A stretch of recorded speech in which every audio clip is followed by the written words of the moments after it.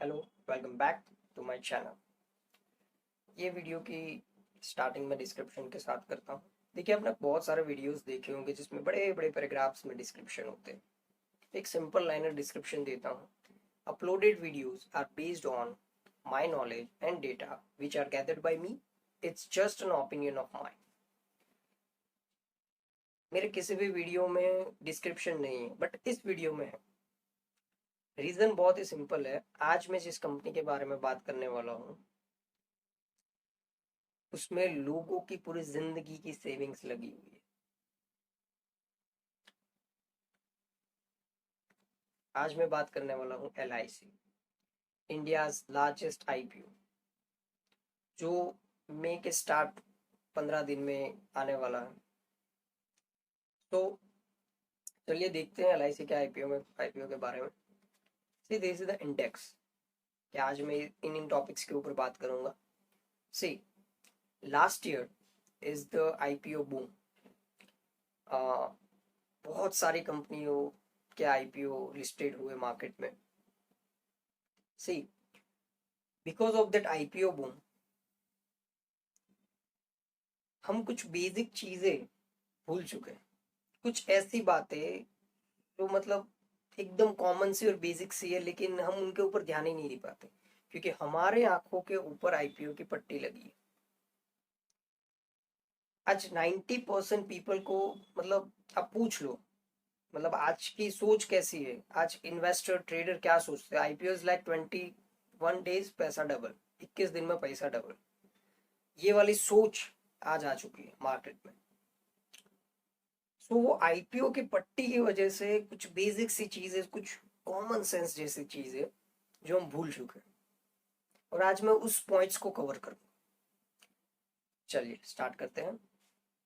The first question, why we are coming every morning to the market. पूरे world के करोड़ों लोग सुबह अपनी नींद खराब करके मार्केट के सामने बैठते हैं। क्यों? व्हाई? आप बोलोगे इसमें तो ऑब्वियसली बात है, किसी बच्चे को भी पूछ लेगा वो भी आंसर दे देगा। इसके लिए बैठते हैं। मैं वही बोल रहा हूँ। बच्चा आंसर दे सकता है, हम नहीं दे सकते क्योंकि हमारे आंखों के ऊपर पट्टी लगी है। मैं समझाता हूँ आपको। सी, अब किसी भी कंपनी में आप अपना पैसा लगा रहे हो, वो कंपनी आपको पैसा कमा के कब देगी? ये 4 पॉइंट उस कंपनी में होंगे तब देगी। हम ये स्टार्ट करेंगे नीचे से। अगर कंपनी का धंधा तगड़ा होगा तो कंपनी की बढ़िया ब्रांड वैल्यू होगी। अगर कंपनी की ब्रांड वैल्यू होगी तो अर्निंग और प्रॉफिट अच्छा होगा, तब जाके उस कंपनी की शेयर प्राइस बढ़ेगी और आपको प्रॉफिट होगा। एकदम बेसिक बेसिक बातें हो रही है यहाँ पे। ठीक है, चलिए। So the topic is important है धंधा, कंपनी नहीं। IPO में हम क्या कर रहे हैं? Company company company. The point is, अगर धंधा तगड़ा होगा तब जाके वो कंपनी अच्छी होगी, तब जाके वो कंपनी अर्निंग और प्रॉफिट अच्छे से दे पा रही है। अब आप सोच रहे हो यार, मतलब ये सारी बातें क्यों? चलिए मैं आपको समझाता हूँ। सी, मैंने यहाँ पे दो कंपनी को कंपेयर किया है, LIC और रिलायंस को। ठीक है, चलिए देखते हैं। LIC की FY21 में अर्निंग थी 7.04 ट्रिलियन, रिलायंस की थी 5.05 ट्रिलियन। LIC की असेट FY21 में थी 37.46 ट्रिलियन एंड रिलायंस की थी 13.20 ट्रिलियन। मैं इसको सिंप्लीफाई करता हूं। LIC की earning 1.40x of Reliance earning, और असेट जो है वो LIC की 3x ऑफ रिलायंस असेट। अब मैं आपको एक सिंपल सा क्वेश्चन देता हूं, और ये क्वेश्चन किसी भी बच्चे को पूछना कि what do you think about, कौन सी कंपनी का प्रॉफिट ज्यादा होगा? बच्चा भी बता देगा कि LIC का प्रॉफिट ज्यादा होगा। But the truth is this, LIC का FY21 में नेट प्रॉफिट था 4,500 करोड़, और रिलायंस का था 50,000 करोड़ से भी ऊपर, मतलब almost 8% profit of Reliance. See, कई लोग सोच रहे होंगे this is not a right comparison Smith, you are absolutely right, ये राइट कंपैरिजन है ही नहीं, क्योंकि दोनों के बिजनेस मॉडल्स अलग हैं। बट मैं क्या समझा रहा हूं वो समझिए। मैं ये कहना चाहता हूं फोकस धंधे पे होना चाहिए, कंपनी पे नहीं। आज रोज सुबह आप मार्केट में जाते हो, अच्छी कंपनी को बाय करने मत जाइए, अच्छे धंधे को बाय करने जाइए। ये आईपीओ की पट्टी लगी है इसलिए ये धंधे को समझ नहीं पा रहे हो। See you have a two option. अब ये एग्जाम्पल के, मतलब एग्जाम्पल के ऊपर मैं आपको बात करूं तो आपके पास दो ऑप्शन है। या आप अपना पैसा एलआईसी में लगा सकते हो, या तो आप रिलायंस में लगा सकते हो। अब बताइए किस में पैसा लगाओगे आप? ये कोई सोचता ही नहीं है। चलिए एक एक बार आपके कंफ्यूजन को दूर करते और राइट कंपैरिजन करते। देखिए यहाँ पे एलआईसी, एचडीएफसी और एलआईसी का मैंने कंपैरिजन किया है। एसबीआई और एचडीएफसी का अर्निंग एलआईसी के ना के बराबर, ठीक है। फिर भी उन दोनों कंपनी ने एलआईसी का आधा प्रॉफिट निकाला है। ये लीजिए राइट कंपैरिजन आपके सामने।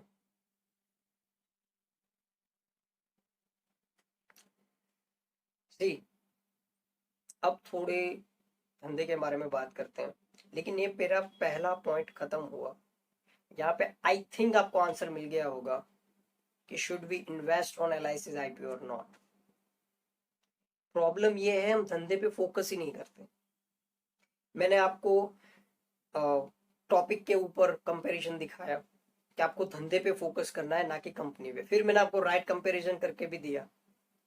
अब थोड़ा सा थियोरिकल पढ़ लेते हैं। जैसे कि एलआईसी की बात करूं तो किसी भी इंश्योरेंस इंडस्ट्रीज में ये कुछ टर्म्स होती है। Individual insurance, group insurance, link insurance, non link insurance. मैं सिंपल ब्रीफली समझा देता हूँ। इंडिविजुअल में अगर आप खुद का ले तो दैट्स मतलब सिंगल पर्सन का, that's individual insurance. Group insurance में पूरा ग्रुप होता है, ये ज्यादातर कंपनीज में एम्प्लॉयज के लिए लिया जाता है। लिंक ऐसा होता है जिसमें स्टॉक मार्केट या किसी इन्वेस्टमेंट के साथ लिंक होता है, ज्यादातर स्टॉक मार्केट ही होता है। नॉन लिंक ट्रेडिशनल होता है जिसमें स्टॉक मार्केट इन्वेस्टमेंट वाली बातें नहीं होती। देखिए ये पूरा में जो एलआईसी के बारे में धंधा नंबर्स, इसके बारे में मैं ज्यादा डीपली नहीं जाना चाहूंगा, आप खुद देख सकते हो। देखिए सिंपल से नंबर है, न्यू बिजनेस प्रीमियम है, टॉप 6 प्लेयर्स इन इंडस्ट्रीज। आप वीडियो को पोस्ट करके देख सकते हो। ठीक है, आगे बढ़ता हूँ। Linked and non linked, simply मैं बता देता हूँ। एलआईसी लिंक्ड इंश्योरेंस में बहुत ही कम काम करती है, देख सकते हो number. Link sorry non link में बहुत ज्यादा करती है, लिंक्ड में बहुत ही कम करती है, यानी कि ट्रेडिशनल प्रोडक्ट्स ज्यादा है। आगे बढ़ता हूँ। Small change in link plan, मतलब एलआईसी ने थोड़ा सा वेरिएशन दिखा, लिंक में थोड़ा सा बढ़ा है अपना काम करना, क्योंकि इंडस्ट्री के सारे बाकी के प्लेयर्स लिंक में बहुत ज्यादा काम करते हैं। आगे बढ़ते हैं, यहां पे मैं रुकूंगा। रिटर्न ऑन इक्विटी, एलआईसी का आरओई, इनके ऊपर बहुत बातें हो रही है मार्केट में। जब आप बात करोगे एलआईसी की तो सभी बोल रहे अरे आरओई इतना कितना ज्यादा है, मतलब जब हम कंपेयर करते हैं पीयर ग्रुप्स के साथ बहुत ज्यादा है, पीयर कंपनीज के साथ हम कंपेयर करते हैं, ROE is the best. LIC का आरओई एक नंबर है। अब देखो FY19 में आप देख सकते हो एलआईसी का आरओई कितना है, 404। FY20 में 382, FY21 में 81। अब आप बोलोगे फिर भी 81 तो है। सी, पहले मैं आपको कॉमन सेंस मतलब समझाता हूं। जो आरओई FY19 में था वहां से 80% गिर के FY20 में 81 बचा है। पहले तो न्यूमिक मतलब नंबर से आप देख सकते हो। ठीक है, नीचे मैंने पैराग्राफ में आंसर लिखा है, ये रीजन लिखा है कि ये इतना ज्यादा क्यों है compare to SBI, HDFC, ICICI, Max, Bajaj. मैंने नीचे रीजन लिखा। Being 100% government owned, LIC has never needed traditional capital. neither has it ever claimed back profits as a reserves until last year. All profits have been distributed either as a dividends to the government or payout to policyholders. This has kept its equity share capital very low, 100 crore only. आपको simple से मतलब ये simple एकदम simple है. कोई भी ratio जो होता है उसकी एक अप साइड होती है, एक डाउन साइड होती है. ठीक है, न्यूमिनेटर डिनोमिनेटर होता है. यहाँ पे डिनोमिनेटर में चेंज ही नहीं आया है. सी इतने कॉम्प्लिकेशन की जरूरत ही नहीं है. अगर आपको समझ में आता है दैट्स इट. नहीं समझ में आता है आप न्यूमेरिकल भी समझ सकते हो. भाई 400 का था 81 हो गया, डिक्रीज तो हुआ है. ठीक है, चलिए ये कुछ की रेगुलेशंस है जिनका सामना एलआईसी को करना पड़ता है, इंश्योरेंस वाले धंधे को करना पड़ता है. Next thing is market share. LIC का मार्केट शेयर बहुत ही तगड़ा है, कोई इसके आसपास भी नहीं है. टोटल प्रीमियम में कितना है, न्यू बिजनेस प्रीमियम में कितना है, रिन्यूअल प्रीमियम में कितना है, नंबर ऑफ पॉलिसीज इंडिविजुअल में कितना है, नंबर ऑफ पॉलिसीज ग्रुप में कितना है, हर जगह पे एलआईसी डोमिनेंट है और कोई इसके आसपास भी नहीं है. And this is the only point. लोग आंखों के ऊपर एलआईसी की पट्टी लगा के चल पड़े. एन्युटी प्रीमियम मार्केट शेयर उसमें भी एलआईसी नंबर 1 पे है. Government and LIC. As the DRHP itself notes, our corporation may be required to take certain actions in for the runs of the government of India's economic or policy objectives.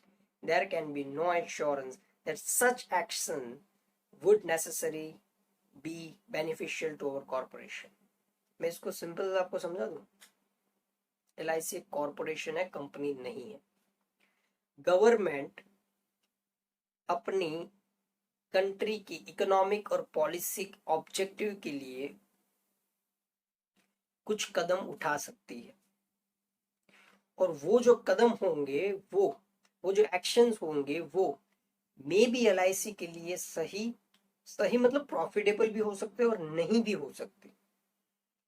ये बातें DRHP में LIC ने कही.